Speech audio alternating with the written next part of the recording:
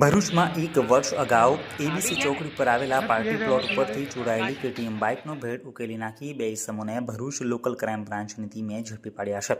પોલીસે બંને આરોપીઓને વધુ તપાસ માટે સી ડિવિઝન પોલીસમાં સોંપ્યા હતા.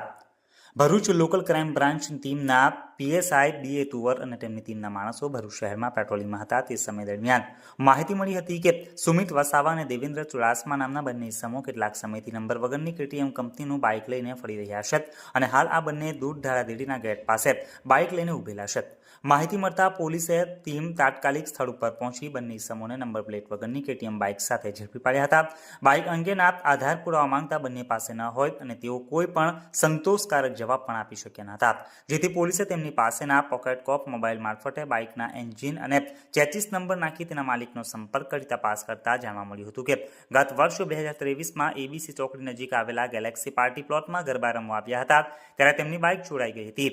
ત્યારે બંનેની કડક પૂછતાછ કરતા તેઓએ પોતાનો ગુનોની કબૂલાત લેતા પોલીસે ચોરીની કેટીએમ બાઇક જેની કિંમત ₹1 લાખ ગણીને બંને આરોપીઓને વધુ તપાસ અર્થે સી ડિવિઝન પોલીસ મથકે સોંપવામાં આવ્યા છે.